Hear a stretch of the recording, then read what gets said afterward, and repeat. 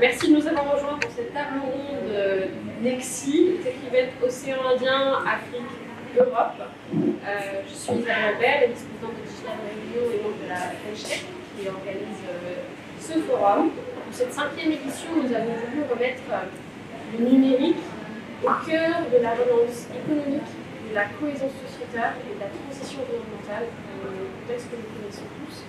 Et depuis 3 jours, l'ensemble des filières, industrie, export, formation et ce matin mobilité, smart city, économie circulaire et déchets, ont travaillé ensemble autour d'ateliers de co-construction en ligne pour réfléchir ensemble comment le digital peut apporter des solutions et des réponses dans le cadre de cette crise Covid.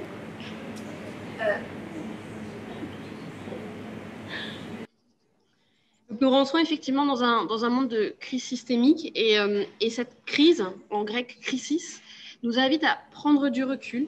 Nous avions peut-être raté l'opportunité de la crise 2008 pour construire un modèle différent et peut-être qu'aujourd'hui, nous sommes au moment où c'est vraiment une opportunité, en tout cas peut-être que c'est la façon dont nous pouvons le reconstruire et relancer cette reprise économique, une opportunité pour mieux concilier écologie, économie et territoire, c'est le sujet de notre table ronde.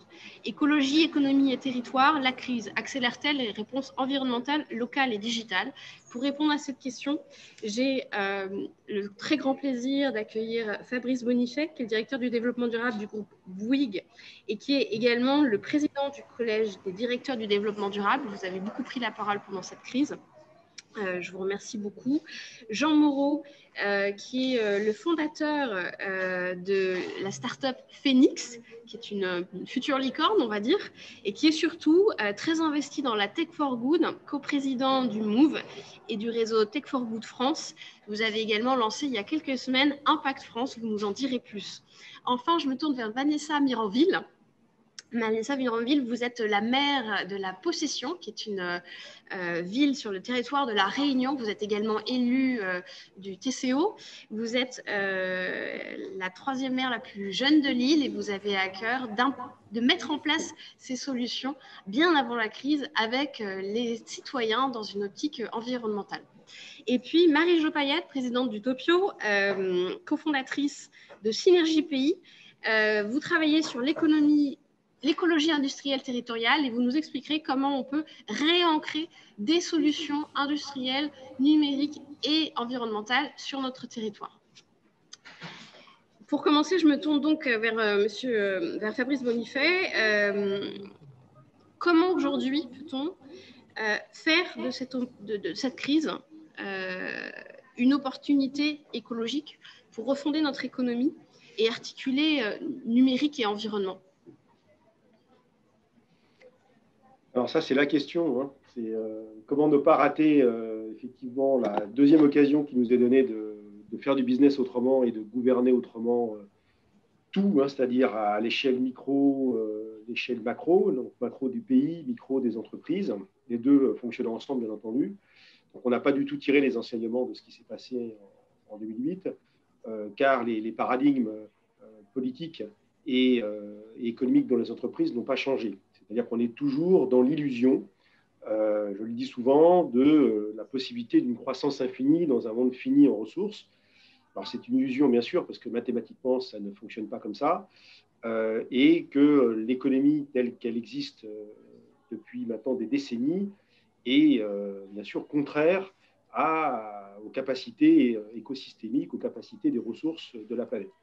Alors, pendant des décennies, ça ne s'est pas vu, parce que la planète étant très grassouillette, elle a généreusement donné ses ressources sans tortiller, et la résilience des écosystèmes a fait que finalement le climat, pendant des décennies, s'est dégradé, mais il n'y avait pas d'effet visible réel. On arrive à la fin, on arrive à la limite de capacité de résistance de la planète, et aujourd'hui, il y a le début de commencement de manifestations extrêmement grave de cette pollution que nous avons induite par notre système économique. Alors maintenant, on a un choix. On continue comme avant ou avec les mêmes paradigmes économiques qu'avant, en remplaçant la croissance grise par la croissance verte, et on va au-devant d'illusions à la hauteur de nos illusions. Enfin, on va au-devant de désillusions à la hauteur de nos illusions, où on décide de prendre une autre voie que nous, au Collège des directeurs de développement durable, on appelle l'entreprise contributive, c'est-à-dire la mise en œuvre d'un modèle économique basé sur la prise en compte des faits scientifiques. Donc, ce que répète matin, midi et soir notre ami Greta Thunberg. Donc, ça veut dire quoi? Ça veut dire en fait qu'il ne s'agit pas de mettre en place un modèle d'écologie punitive, ni même d'un retour aux Amish, comme disent certains politiques, mais de trouver une troisième voie où il est tout à fait possible, enfin on l'estime en tout cas, de maintenir un certain confort matériel qui est nécessaire pour les populations, mais faire en sorte que ce confort matériel ne profite pas simplement toujours eux-mêmes, mais aussi aux populations qui n'en sont toujours pas dotées près de 170 ans après le début de l'ère industrielle, mais aussi un changement surtout de modèle de consommation et de modèle de vie. Et ça va nécessiter de construire un nouveau narratif du vivre ensemble et qu'on accepte, non pas de se serrer la ceinture, comme j'entends souvent certaines personnes le dire, mais de faire preuve de plus d'humilité et donc de plus de sobriété dans notre façon de vivre. Donc, sobriété, ça veut dire que oui, il va falloir apprendre à utiliser les ressources avec plus de respect et de parcimonie et de ne pas confondre en fait capacité à vivre bien, à être heureux, à générer du bien-être, et capacité à consommer toujours plus d'une façon irresponsable. Donc, il y a deux choses à faire. Donc, l'adoption de ce que nous, on appelle les gestes barrières climatiques, c'est la mode. C'est-à-dire accepter en son âme et conscience de dire, voilà, est-ce que c'est vraiment utile que je mange de la viande tous les jours? Est-ce que c'est vraiment utile que je prenne l'avion tous les ans? Est-ce que c'est vraiment utile que je change mon smartphone tous les 18 ou 24 mois?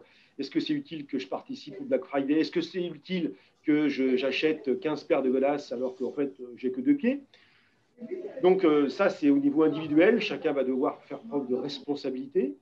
Et puis au niveau des entreprises, c'est changer le modèle d'affaires pour passer d'un modèle d'affaires linéaire où l'objectif, c'est de vendre toujours plus de produits et de renouveler les gammes de produits pour provoquer le réachat, et faire en sorte que les gens achètent des produits dont ils n'ont pas toujours besoin avec de l'argent qu'ils n'ont pas, tout ça pour impressionner d'autres gens qui n'en ont rien à foutre. Donc on est dans cette économie-là aujourd'hui, pour aller vers un modèle beaucoup plus circulaire d'économie de l'usage, où les industriels resteront propriétaires de leurs produits, mais loueront l'usage de ces produits de manière, bien sûr, à diminuer l'intensité énergétique et ressources pour les fabriquer. Dès lors que vous avez un produit qui dure beaucoup plus longtemps, qui est partagé, et bien sûr, vous allez pouvoir avoir une pression, enfin plutôt, vous allez pouvoir avoir une empreinte environnementale bien moindre, et donc être plus compatible en fait avec les enjeux de long terme. Alors, il reste très peu de temps pour basculer d'un modèle à l'autre, avant ce que les scientifiques appellent l'emballement climatique. Donc, on nous reste une dizaine d'années, grosso modo. On est déjà dans des phénomènes qui sont déjà irréversibles, mais ça pourrait l'être encore plus si on ne fait rien. Quelques chiffres quand même, c'est important pour ceux qui nous écoutent. Si on veut rester dans un monde à 1,5 degré, il faudrait qu'on puisse diminuer les émissions de gaz à effet de serre mondiales de 7%, 5 à 7% par an, alors qu'elles continuent d'augmenter de 0,6% par an. Que la plupart du temps, et même sur la plupart des continents, lorsqu'on met des systèmes de production d'énergie renouvelable, en aucun cas, ça vient remplacer des systèmes de production d'énergie fossile, mais ça se substitue. Ça ne se substitue pas, mais ça s'additionne. Donc, ça ne marche pas.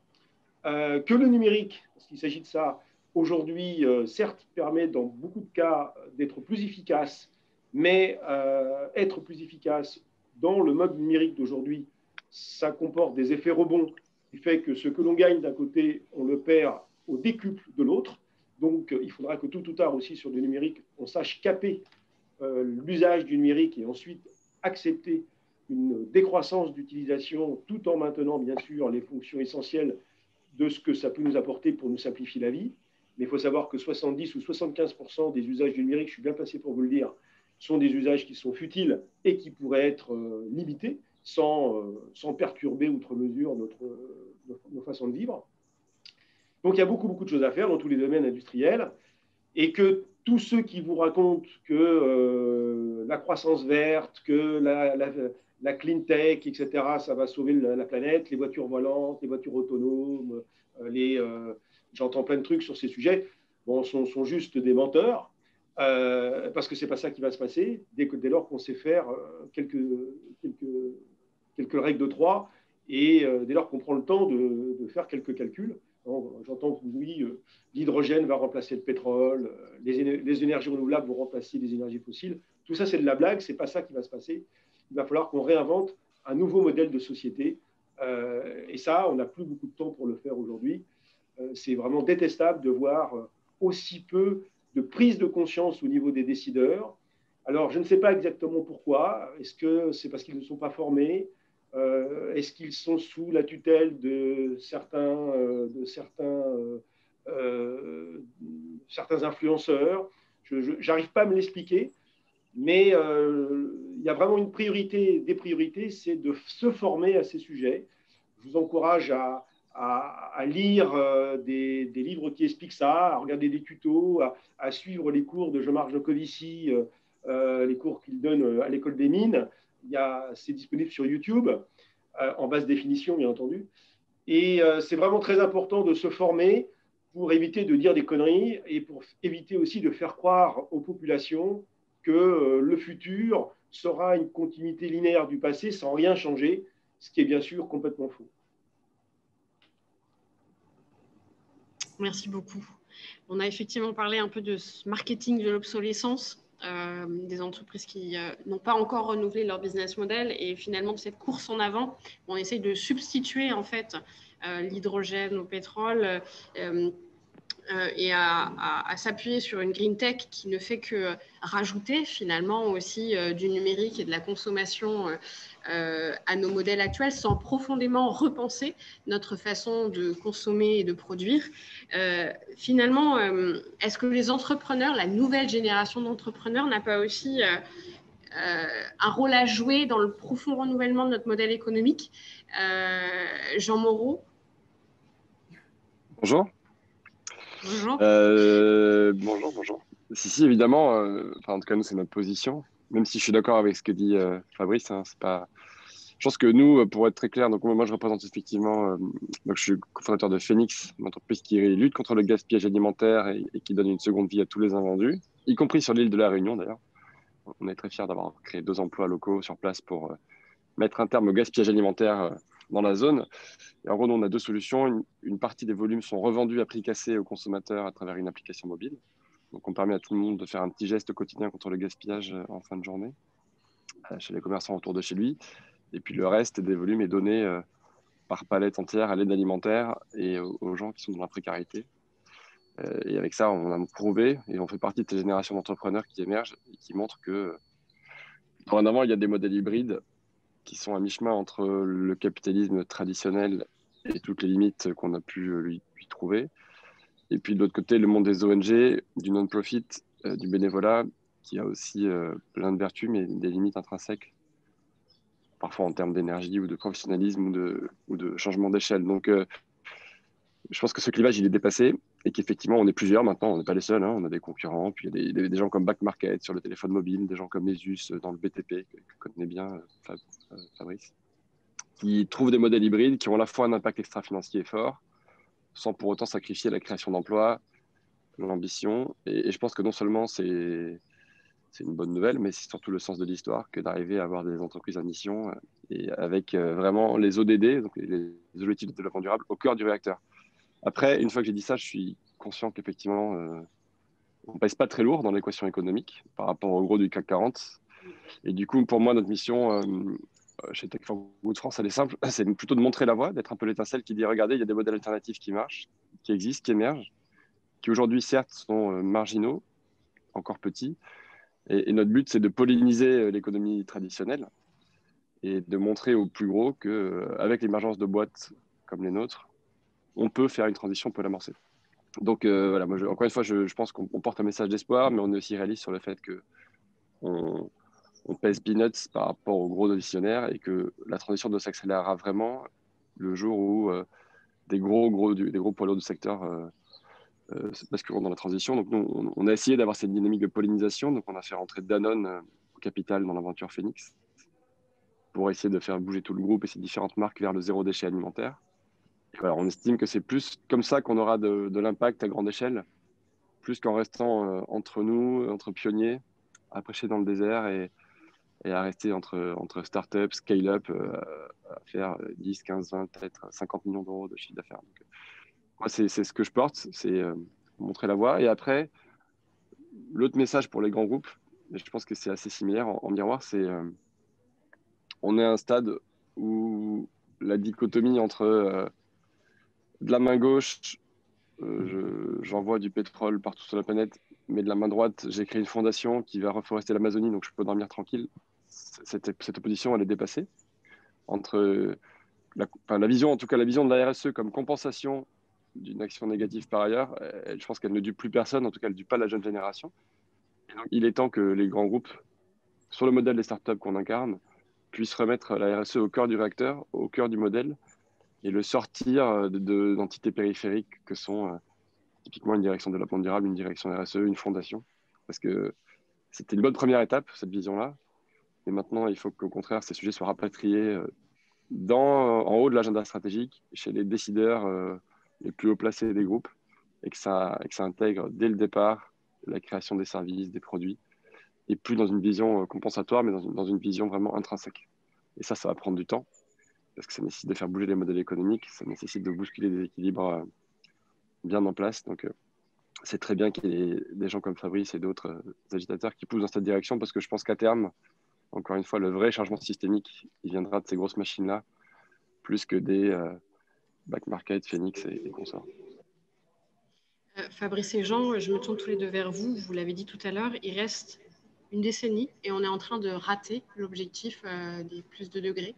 Comment est-ce qu'on arrive aujourd'hui? Parce que finalement, on a peut-être presque eu de la chance avec cette crise sanitaire. On s'attendait plutôt à une grosse vague environnementale et on a encore les moyens financiers humains de préparer les vagues qui viennent, mais on a très peu de temps. Qu'est-ce que vous verriez pour accélérer cette vague? Qu'est-ce qu'il nous faudrait aujourd'hui? Moi, je pense que les planètes sont en train de s'aligner, hein, de mon point de vue. Il y a au moins 3-4 signaux qui vont dans la bonne direction. Le premier, c'est que les talents de la jeune génération, mais pas seulement, il y a des gens qui sont maintenant en transition de carrière et qui veulent, pour les 10-15 dernières années de leur vie professionnelle, rejoindre une aventure qui a un vrai impact. Donc je pense que la question des talents est en train d'être gagnée par l'économie à impact positif ou l'économie régénératrice, comme l'appelle Fabrice. Donc les talents, je pense que c'est en cours et ça va se faire naturellement. La deuxième planète qui s'aligne, c'est que les consommateurs ont pris conscience de ça et que le rapport de force avec les marques est en train de s'inverser. Et donc les consos comprennent que c'est eux qui ont le pouvoir, leur carte bleue est un bulletin de vote et c'est eux qui choisissent ce qui va être dans les rayons et donc ce qui va être produit en amont. Et donc les consos font avancer les marques dans la bonne direction et leur mettent la pression à travers les réseaux sociaux, à travers plein de choses, à travers des Yuka, à travers des C'est qui le patron, à travers plein d'initiatives emblématiques qui montrent que le rapport de force s'inverse. Le troisième élément qui me semble concourir à cet alignement des planètes, c'est celui de la finance. Là encore, c'est assez marginal dans les masses financières qui sont brassées sur les marchés, mais la finance solidaire, la finance verte, l'impact investing, la finance responsable, je pense que de plus en plus de fonds vont nourrir des projets à impact positif et de plus en plus de gens qui gèrent des fonds veulent que cet argent soit au travail de make the world a better place et de préserver la planète. Donc pour toutes ces raisons, à mon avis, la transition est plus qu'amorcée. Maintenant, il s'agit juste de la catalyser à grande échelle et de passer à l'étape d'après. Fabrice, un mot complémentaire peut-être? En complément de tout ce que vient de dire Jean, j'y souscris à 200%. On aura aussi besoin de méthodes, car ce n'est pas le tout d'avoir la volonté, ce n'est pas le tout d'avoir envie, ce n'est pas le tout d'avoir conscience. On aura besoin de tout ça, bien sûr, mais si on n'a pas de méthode, ça va être compliqué. Donc, ce que nous, on promeut au C3D et ce que je suis en train de formaliser dans un livre que j'ai coécrit avec Céline Puff-Ardishvili, qui s'appelle l'entreprise contributive, c'est d'identifier en fait comment les entreprises pionnières petites essentiellement aujourd'hui, mais quelques-unes aussi sont un peu plus importantes. Ben, comment elles s'y sont pris pour faire évoluer leur modèle d'affaires? Parce que c'est un problème de modèle d'affaires. Alors bien sûr, il y a un vrai enjeu de leadership, c'est-à-dire qu'il faut des patrons, hein, des leaders qui savent entraîner avec eux leur écosystème au sens large. Bon, ça ne prend pas dans les manuels, hein, c'est juste un problème de personnalité. Mais une fois qu'on a cette envie, il faut pouvoir avoir des méthodes de management et des méthodes de reconfiguration de modèles pour passer à l'acte, c'est-à-dire pour transformer la raison d'être, la vision, en réalité tangible économique. Et là, bon, je n'ai pas le temps d'expliquer bien sûr quelles sont ces méthodes. On est en train de développer un MOOC également, C3D, pour former les jeunes et les moins jeunes à cette modification du modèle d'affaires pour passer d'une approche, vous l'avez compris, linéaire à une approche fonctionnelle. Ça ne va pas de soi, parce que ça nécessite de tout changer, la conception des produits, le mode de commercialisation, la comptabilité de l'entreprise, le système de management. Il faut tout changer. Ce n'est pas anecdotique, hein, c'est vraiment une transformation très importante. Et si on veut accélérer, parce que c'était votre question, eh bien, il va falloir passer par une étape formation, sensibilisation à très, très grande échelle, parce que ce n'est pas le tout d'avoir envie, hein, je vous le dis, il faut savoir faire, parce que sinon, ce serait très stressant pour les gens. Et ensuite, il faut essayer dans toutes les entreprises, grandes et petites, expérimenter ce type de modèle, de manière à créer une accélération, de faire un effet domino, de manière à ce que finalement le modèle prédateur devienne l'exception et le modèle contributif devienne la généralité. Et je pense que quand on aura cet effet critique, alors certains parlent de 6%, d'autres de 10%, je ne sais pas vous le dire exactement, mais quand on aura 10 ou 15% des entreprises qui vont basculer dans ce modèle-là, ce sera impossible pour les entreprises du monde d'avant de tenir, car la pression sociale, sociétale, environnementale sera telle que ça pourrait basculer finalement assez vite. Donc, c'est le seul espoir que nous avons de faire en sorte que dans les 10 ans qui viennent, eh bien, on tourne la page du monde d'avant, c'est-à-dire du monde du gaspillage, de la prédation des ressources, de la prédation du vivant. Et j'espère pour les générations futures que nous allons y arriver, car sinon, le futur qu'on promet à nos enfants risque d'être très, très, très compliqué. Finalement, c'est une phrase que j'ai entendue il n'y a pas longtemps d'un de mes amis qui est dans l'économie circulaire aussi, et qui disait on est la première génération à ressentir réellement les effets du changement climatique, et en même temps, on est la dernière à pouvoir faire quelque chose. Donc, le point de bascule se fait rapidement, en une génération. Donc, je pense que ça, c'est une prise de conscience qui est maintenant généralisée. Après, ce qu'il faut comprendre aussi dans le passage de l'économie linéaire à l'économie circulaire, c'est que c'est pas gratuit. Et souvent, ça nécessite un surcoût. C'est-à-dire que l'économie circulaire, même si on recycle des choses, c'est parfois plus cher que d'extraire des ressources dans des pays à bas coût, les transporter, les transformer et puis les jeter en fin de chaîne. Donc, nous, chez Phoenix, on a la chance d'avoir un modèle qui repose aussi sur un alignement économique, c'est-à-dire que la réduction du gaspillage permet de limiter ses coûts, puisque c'est une alternative à la poubelle et qu'on réduit ses coûts de destruction, on fait des chiffres d'affaires en plus, ou on récupère une réduction d'impôt sur le don en nature, mais ce n'est pas toujours le cas. Et parfois, l'économie circulaire coûte plus cher, paradoxalement, que de produire du neuf, parce qu'il faut retrouver la matière de départ, la racheter à un prix fixe, l'acheminer, la transformer, la remettre en circuit et la revendre. Et donc, au final, cette boucle finit par être plus chère. Donc, il faut que aussi les consos soient prêts à payer un surcoût pour participer à la transition. Alors, et en tout cas, ça, c'est quelque chose qui parfois n'est pas perçu, quoi. Et dernière chose, je pense quand même que d'un point de vue plutôt un peu macro ou politique, cette direction-là, c'est une opportunité géniale pour l'Europe et pour la France de se positionner un peu en pionnier pour porter ce capitalisme éclairé, ou en tout cas cette nouvelle façon de faire du business par rapport aux US et à la Chine. Et je pense que l'Europe a une opportunité unique pour se positionner comme sur ce créneau-là, qui, à mon avis, est un créneau porteur et sur lequel on ne se trompe pas.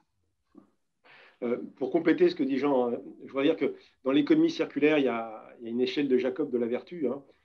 Je partage complètement son point de vue sur le fait que dire voilà, que les données de sortie des Indes vont devenir les données d'entrée des autres et que tout va aller bien. Non, dans certains domaines, ce sera ce qu'il faut faire, bien sûr, mais c'est très dispendieux en ressources, ça prend beaucoup d'énergie. Dans la vraie économie circulaire, celle que nous, on promeut, c'est l'économie du réemploi, c'est-à-dire de faire en sorte que on puisse ne pas détruire les produits, qu'il n'y a pas que cette notion de fin de vie disparaisse et que le but du jeu, ce soit de faire durer les produits le plus longtemps possible et de vendre l'usage. On est capable aujourd'hui de faire des bâtiments où les matériaux primaires qui servent à la constitution de la structure du bâtiment, donc l'ossature, au lieu de les démolir en fin de vie, on puisse tout simplement démonter et remonter un autre bâtiment dans d'autres conditions. Ça, c'est tout à fait possible de le faire aujourd'hui. Et c'est vrai dans beaucoup, beaucoup de domaines. Donc l'objectif, ce n'est pas l'économie circulaire au sens je retraite les déchets, mais c'est l'économie du réemploi, du réemploi, du réemploi. Et là, il y a une vraie possibilité de réduire l'empreinte environnementale globale du business et que les entreprises se rémunèrent sur l'usage. Et ça sera une économie qui sera beaucoup plus servicielle ou qui va probablement créer beaucoup d'emplois. Certes, on va peut-être moins gagner d'argent dans l'économie du monde d'après, mais il va falloir choisir entre gagner beaucoup et ça va s'arrêter rapidement ou gagner un peu moins pour que ça dure forever. Et la bonne nouvelle, c'est qu'il y a beaucoup de Français et de Françaises qui font de l'économie circulaire et du réemploi sans le savoir, quand ils vont sur Le Bon Coin ou sur Vinted. Donc, je pense que ça y est, ça monte un peu dans les mentalités et il faut accélérer ça. On a parlé économie de la fonctionnalité et puis du fait que ça coûtait cher finalement de faire ce pivot économique. On a un plan de relance aujourd'hui avec des budgets importants sur la table. Ça va clairement passer par les territoires, par les acteurs locaux également.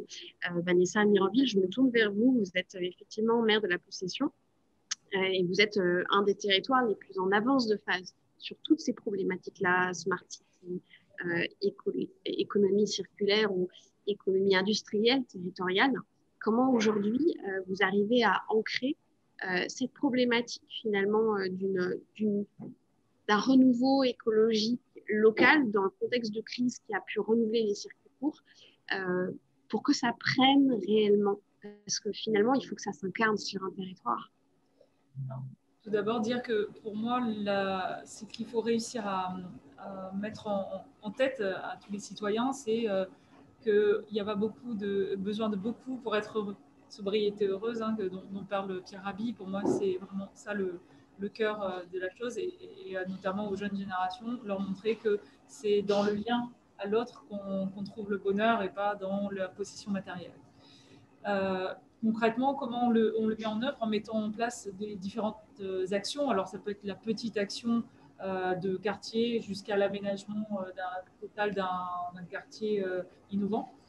C'est le cas sur notre commune. Et on jongle entre ces deux échelles-là, mais aussi dans les échelles de temps, c'est-à-dire faire en sorte de mettre en place des actions de très court terme et avoir des visions et des actions de très long terme. Donc, c'est toujours être dans des équilibres pas simples à trouver, mais qui, à mon sens, sont indispensables. On ne peut pas ne faire que des actions petites ou que des grandes actions. On ne peut pas être que dans l'urgence, ni être que dans la vision. Je vais donner 2 exemples très concrets. Depuis maintenant près de 3 ans, on s'est attaqué à un problème qui est, on va dire, l'environnement de proximité, celui des dépôts sauvages. On avait une centaine de dépôts sauvages sur la commune et on s'est rendu compte que si on les nettoyait, le lendemain, c'était rebelote, la machine à laver, le frigo, etc. étaient revenus. Donc, on a commencé à les planter avec les services de la ville, le service environnement, avec des espèces endémiques et indigènes de la Réunion. Et finalement, en faisant ça, le surlendemain, les plantes avaient disparu et donc le dépôt sauvage était revenu à la place des plantes. On s'est dit, OK, maintenant, il faut faire participer les habitants, les riverains. Comme ça, ils auront planté, donc ils vont être vraiment impliqués et ils vont surveiller ces plantes. Tout le monde saura que ça a été fait par les gens du quartier et notamment par les écoliers de l'école du quartier. Et donc, depuis qu'on le fait, maintenant, ça fait à peu près 2 ans qu'on le fait comme ça, en action éco-citoyenne, on a un vrai respect de la plantation et on a des dépôts sauvages qui diminuent. Donc, de 100, maintenant, on n'est plus qu'à une vingtaine, on va dire, de dépôts qui résistent encore, mais on y viendra. Voilà, c'est un petit exemple, mais qui pour moi est vraiment symbolique. Parce que déjà personnellement, la première action, quand on me demande quelle est la première action écolo que j'ai faite et qui m'amène aujourd'hui à être une mère qui prône le développement durable, c'est d'avoir planté un arbre. Quand j'étais au CE2, je crois. Et finalement, ça, c'est pour moi fondamental, d'apprendre aux enfants le soin de la nature, de faire quelque chose tous ensemble, de savoir que ce n'est pas parce qu'on l'aura planté aujourd'hui que ça va devenir un arbre demain. Non, il va falloir des années avant de voir le fruit de son travail. Voilà, toutes ces valeurs-là de persévérance, de travailler en collectif sont fondamentales pour changer les mentalités et pour vraiment avoir quand même du résultat concret. C'est-à-dire que tous les jours, quand quelqu'un passe à côté de son embellissement, il se dit, voilà, moi, ça, j'y ai participé. Et on essaye, à partir de ces petites actions concrètes, collectives, d'induire des changements de comportement, même dans le quotidien ou dans les comportements individuels. À l'opposé, de l'autre côté, on a des grands projets. La ville est en train de construire un écoquartier qui est en fait le centre-ville de la possession que nous n'avons jamais eu. Donc ça tombait mal, mais finalement ça tombe bien parce que ne pas en avoir, c'est avoir une page blanche sur laquelle on peut écrire ce qu'on veut. Donc c'est à la fois un quartier qui est un écoquartier et une smart city.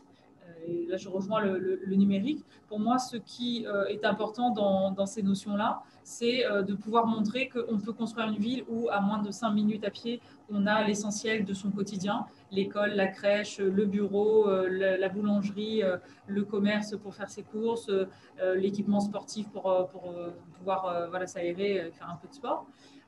Qu'on est en capacité d'être en centre-ville et d'avoir de la nature. Un tiers de l'espace reste planté, avec des jardins partagés où les gens, parce qu'ils vivent en immeuble, peuvent quand même accéder à ce contact à la terre. C'est un quartier dans lequel on va avoir justement le numérique, donc Smart City, qui va être mis à contribution. Alors, pour moi, la Smart City, c'est comment utiliser l'intelligence humaine et digitale au service du bien-être de tous. Le digital n'est qu'un moyen, ne doit jamais être une fin. Et donc faire en sorte que par exemple, qu'à partir d'une application, qui est celle de la ville de la possession par exemple, on puisse dire ce week-end, on lance le jardin partagé à tel endroit, ou on lance telle action. Ou même qu'un citoyen puisse dire, tiens, moi j'ai tel objet que je veux échanger contre un autre, ou j'ai envie de lancer une action citoyenne moi-même. Est-ce que d'autres veulent participer avec moi? Voilà, donc se servir du numérique dans ce sens-là. Également pour être dans la sobriété, cette fois énergétique. Dans chaque logement de cet écoquartier, un boîtier à l'entrée permet à chaque citoyen de suivre sa consommation électrique. L'hygrométrie est mesurée dans les espaces verts pour ne pas lancer l'arrosage automatique quand il y a eu, par exemple, de la pluie et qu'en tout cas, il y a de l'humidité. Bref, voilà, on se sert on va faire du covoiturage grâce à des applications. Des voitures seront en location pour être en mode voiture partagée pour que les gens n'achètent pas de voiture et viennent tout simplement soit fassent leur déplacement à pied comme je disais ou louent une voiture en voiture partagée quand ils en ont besoin pour des déplacements plus lointains. Voilà, tout est au service du développement durable avec ces trois composantes économiques, sociales et environnementales. Fabrice, effectivement, on a parlé tout à l'heure des petites entreprises ensemble. Et puis là, on parle de l'échelon du territoire et finalement, cette économie redistributive, est-ce qu'elle ne s'incarne pas d'abord c'est pas une écologie humaine en premier lieu, c'est-à-dire toujours, on a parlé d'usage plutôt que de possession, on a parlé de ces pépinières, en fait, de ces entreprises qui veulent redonner du sens. Et en fait, ça commence par des choses extrêmement concrètes. Comment on fait monter cette vague parce qu'il nous reste peu de temps? Je vous l'ai dit, c'est du leadership. C'est bien que Madame la maire est consciente de tout ça. Il n'y a pas beaucoup d'élus qui ont compris ça. Donc, félicitations à elle. En plus, elle est jeune, donc ça donne de l'espoir. On est très fiers de la voir. Voilà. Donc, s'il y en avait plus, ça serait mieux. Maintenant, on a bien vu quand même qu'aux dernières élections municipales, y compris les grandes villes en France, en métropole, se sont dotées de mairies, d'équipes écologistes. Alors, il ne faut pas être dogmatique dans l'écologie, comme j'entends souvent, parce que souvent, il y a aussi des fausses bonnes idées de leur part, notamment en disant, voilà, il faut diminuer la part du nucléaire. Bon, là aussi, il faut être pragmatique. Hein. Le nucléaire n'est pas une fin en soi, comme le numérique d'ailleurs, mais c'est un amortisseur de choc. De faire croire qu'on va pouvoir remplacer des énergies renouvelables qu'on va pouvoir remplacer le nucléaire par des énergies renouvelables, c'est juste faux. En tout cas, pas dans l'horizon temporel de ce qui nous reste comme temps.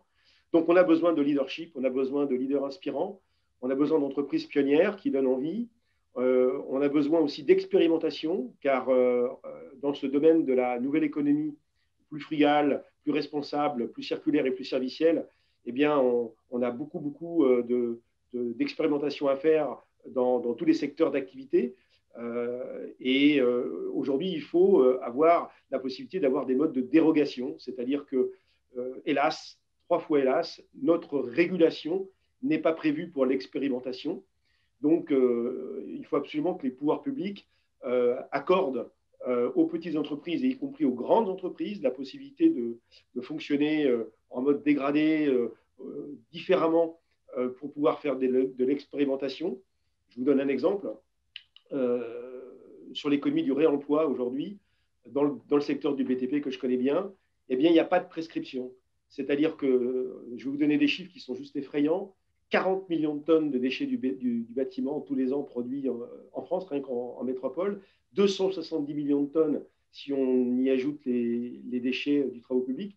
Eh bien, dans aucune maîtrise d'ouvrage publique et privée, lorsque les foncières, les promoteurs ou la maîtrise d'ouvrage public pour les bâtiments publics eh bien, souhaitent avoir des projets de construction neuve ou de rénovation, eh bien, les constructeurs ne sont pas sollicités pour incorporer dans leurs propositions eh bien, des matières premières ou des éléments finis issus du réemploi.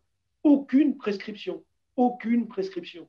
Donc, comme il n'y a pas de demande, eh ben, automatiquement, l'offre ne suit pas. Alors que l'offre existe, vu qu'on déconstruit des millions de tonnes d'une façon n'importe comment, parce que comme on sait qu'il n'y a pas de marché, c'est cassé, alors qu'on pourrait faire de la déconstruction plus propre, plus sélective, remettre en état, etc.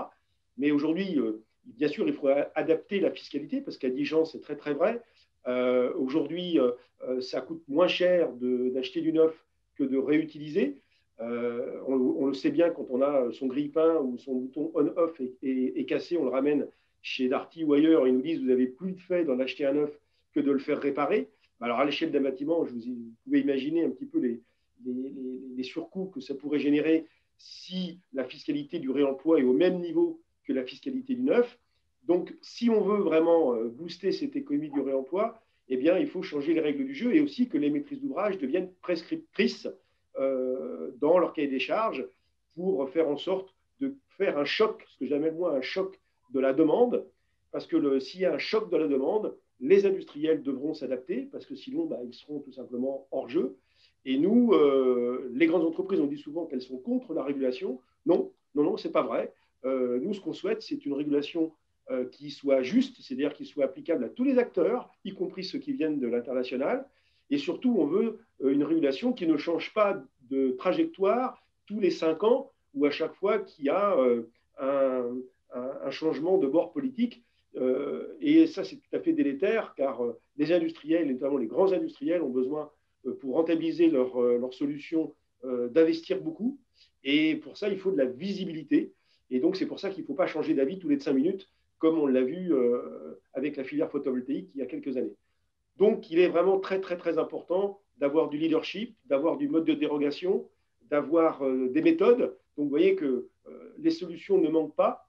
Ce qu'il faut, c'est juste un petit peu de folie, un petit peu de volonté politique et surtout une meilleure compréhension des lois physiques. Car, encore une fois, je pense que c'est vraiment criminel de faire croire aux populations qu'on va pouvoir continuer comme avant, simplement en grénisant un petit peu, quelque peu le discours. Et ça, c'est pas bien de dire ça, parce que c'est pas ça qui va se passer. On le sait très bien. Merci beaucoup, Fabrice Bonifay, d'avoir été avec nous aujourd'hui. C'était passionnant et je pense que ça va nous permettre, nous aussi, sur notre territoire, de pouvoir continuer à avancer. Vous avez parlé du régulateur et de la fiscalité incitative pour permettre finalement aux entreprises qui sont vertueuses de pouvoir continuer à être compétitives. Et finalement, c'est le fait de compenser des externalités négatives qu'elles ne vont pas générer. Le rapport, la mission du Sénat sur l'empreinte du numérique, l'empreinte environnementale du numérique parle effectivement aussi de ce type de possibilités d'encourager dans la commande publique le reconditionnement et d'adapter la TVA. On a parlé aussi d'expérimentation. Je me tourne vers Marie-Jo Payette, puisque finalement, ces expérimentations, elles doivent être menées conjointement avec les différents acteurs des territoires, quelle que soit leur taille, des acteurs industriels, des acteurs d'entrepreneurs, des acteurs élus. Vous êtes présidente d'Utopio et vous êtes cofondatrice de Synergie Pays, qui est en fait un maillage dans l'écologie industrielle territoriale. Travailler aussi sur cases embrocales, qui sont des cantines de quartier solidaires. Ça fait beaucoup de belles expérimentations. Comment aujourd'hui ces expérimentations territoriales peuvent s'ancrer et prendre plus d'ampleur dans le contexte de la relance pour redonner à cette écologie des solutions tout son potentiel. Alors oui, merci en effet. Alors ça tombe très bien parce que ça fait 3 semaines, là, on était à un congrès, un forum national en fait sur l'écologie industrielle territoriale. Et ce qui était important, c'était dans toutes les régions de France et du territoire, c'était vraiment porté par des territoires en fait en avant pour que ça soit pérennisé dans le temps. Donc, nous, on fonctionne en effet par expérimentation sur La Réunion. On a commencé par les palettes avec Ecopal. Il y a quand même 2 millions de palettes qui rentrent annuellement sur La Réunion et il n'y avait pas beaucoup d'exécutoires. Donc, on a monté un atelier avec les prisonniers du port qui les remettent en planche. Et ces palettes-là sont revendues après pour le bricolage, etc. Et fort de ça, c'est vrai que le TCO, donc le territoire de commune de l'Ouest, est venu nous voir pour savoir si on pouvait continuer à porter cette démarche autour de d'autres déchets. Donc, on a expérimenté, on rentrait dans les entreprises en fait avec cette histoire de palette pour les inciter et leur montrer qu'elles pouvaient gagner. En fait, aujourd'hui, la principale entrée, c'est de leur montrer qu'elles peuvent gagner, elles peuvent économiser en fait. Et comme ça, on a pu expérimenter différentes matières. Alors, on essaye de monter des filières, du coup, avec notre objectif, c'est vraiment éviter l'enfouissement le plus possible, parce qu'il y a beaucoup de matières, en fait, qui finissent à l'enfouissement, alors qu'on pourrait les valoriser sur plein de... On en a plein à la tonne de matières à valoriser. Là, on a commencé depuis déjà une année seulement sur le territoire, c'est très peu, mais on a déjà à notre actif à peu près 1000 tonnes déviées de l'enfouissement. Donc, c'est quand même... voilà, mais il faut qu'on soit aidé, vraiment soutenu par le politique, c'est ce qui ressortait en fait de ce forum qu'on est allé voir. Toute la pérennité en fait vient de là, même si au départ ce sont des aides de l'État. Le plus possible, ça devient des modèles un peu hybrides, moitié État, mais moitié nous aussi. Il faut qu'on fasse des actions en fait pour vendre ces matières ou pouvoir équilibrer et que ça vienne pas uniquement. Donc du coup, ce qu'on avait aussi tout à l'heure. Monsieur parlait dans le BTP. Dans le BTP, à La Réunion, c'est pareil, hein, on suit le même schéma qu'en métropole. Et on a eu donc, une grosse entreprise du BTP du territoire qui est venue nous voir, qui nous a dit franchement, on en a ras-le-bol de mettre à la benne à chaque chantier de démolition, on prend des bennes et on met dedans. Du coup, ce qu'on a conclu avec lui, c'est qu'à chaque chantier, on regarde ce qu'il peut y avoir comme matière de récupérable, etc. Et on a monté l'année dernière la fameuse brocante industrielle sur la ville du port. On a eu un succès fou, ça répond vraiment à une attente de la population en tous les cas. On a pu écouler 13 tonnes de marchandises en l'espace d'une journée et demie. Et comme on a eu la presse en plus et les réseaux sociaux qui sont venus dessus, on a eu une vague de... C'était vraiment le Black Friday presque. Les gens sont venus sur le port faire leurs emplettes à des coûts vraiment... du coup, pour le coup, vraiment intéressant. Et on a reproduit, là, on a loué un local. Et tous les mois, une fois par mois, on fait cette brocante industrielle à partir des invendus du BTP, mais aussi d'autres entreprises se sont joints et donc ils nous mettent toutes leurs chutes de chantier ou leurs chutes de production qui peuvent être utilisables et ça évite l'enfouissement. À chaque fois, on détourne 4-5 tonnes. À chaque fois qu'on a une brocante en demi-journée, il y a 4-5 tonnes de marchandises qui partent. Donc, c'est vraiment ça répond vraiment à une demande aussi de la population. Ce qu'on se rend compte aussi, c'est que sur le territoire, les entreprises entre elles ne se connaissent pas. Et c'est tout notre rôle aussi de les mettre en relation les unes avec les autres, en fait, pour faire émerger les produits. Là, on a rassemblé, par exemple, 2 producteurs de calamine à La Réunion, qui sont concurrents sur le marché, mais en tous les cas, là, on a un volume supplémentaire de matière qu'on peut valoriser. Alors, on est en train de faire des études de recherche-développement avec l'Université de La Réunion, etc., pour pouvoir l'incorporer, par exemple, dans du béton, etc. Il y a énormément de...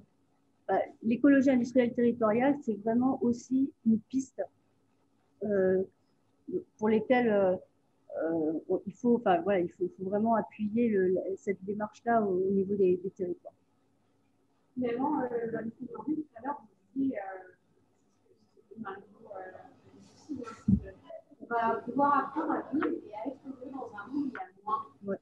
Et peut-être que justement, là, on fait l'économie territoriale, c'est aussi aller chercher quelque chose pour jeter à l'autre, redécouvrir que ça a de la valeur.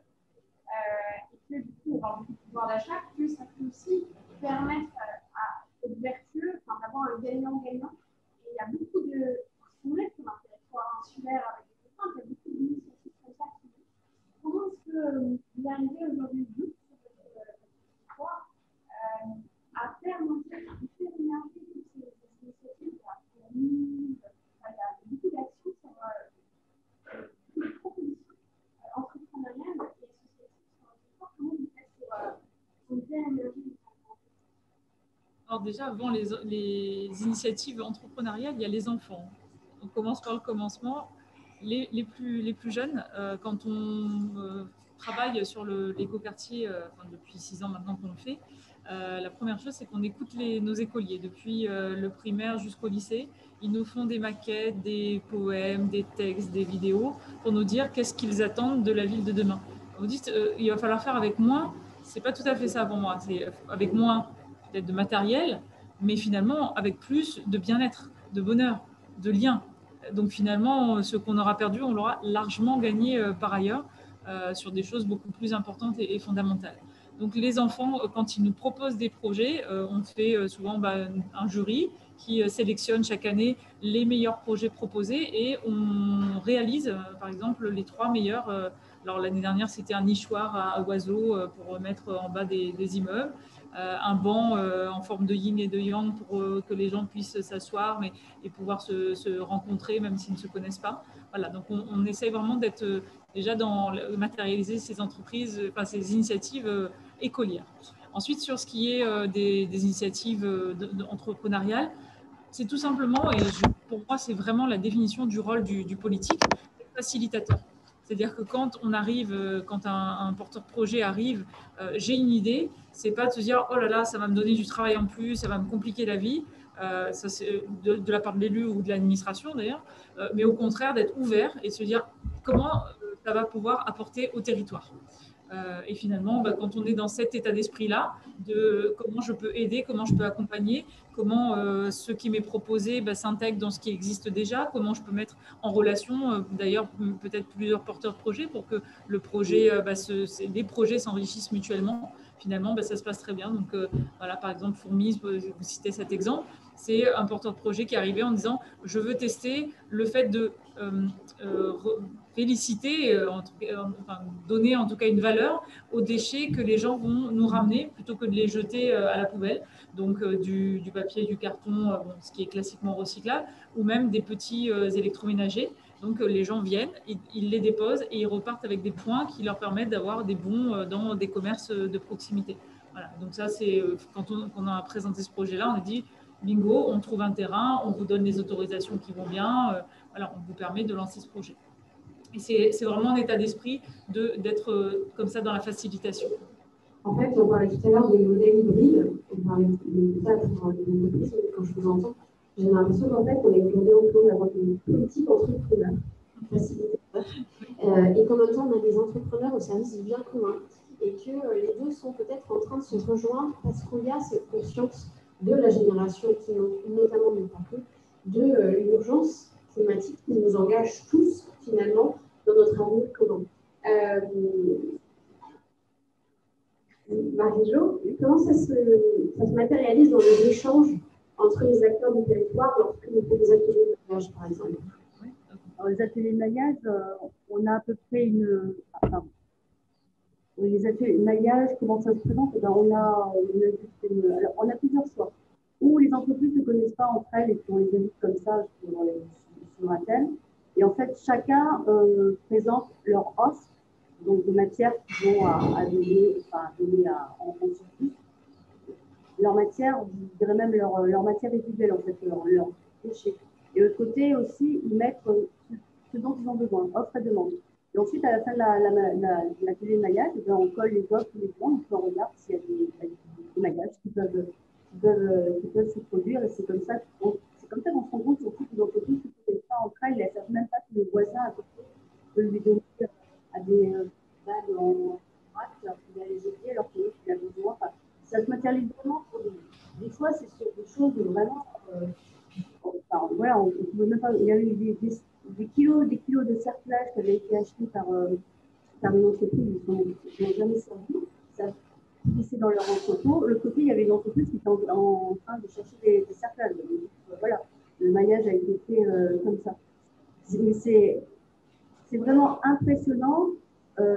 Partout où on rentre aujourd'hui, dans toutes les entreprises où on rentre, on ressort avec des histoires incroyables. La dernière fois, c'était le service marketing de l'entreprise a changé de tâche, etc. Le service logistique n'était pas au courant, a commandé des packaging qui ne correspondaient plus. Il y en a 7 ou 8 palettes. Ben, on ne sait plus quoi en faire. On a acheté. Du coup, là, on est en train de rechercher éventuellement des agriculteurs ou des personnes qui pourraient avoir besoin de ce produit-là. Donc, ça nous permet de mailler vraiment tout le tissu industriel, l'agriculteur, mais ça peut être plein d'autres activités. Donc, un autre exemple qu'on a eu aussi, c'est la ligne de canapé public qu'on a montée, on a fait participer aussi des ateliers d'insertion, parce que ça aussi, c'est super important, les inclure dans le schéma de l'ESS, c'est vraiment important. Et du coup, avec l'aide d'un architecte designer qui a dessiné un modèle de canapé, on a fait un canapé ligne pays, 100% fabriqué pays, avec de l'insertion, avec des matériaux issus du recyclage, il y avait des stands de but dedans et la grille pour faire la structure bois. Voilà, c'est possible de réaliser des choses comme ça en maillant. Oui.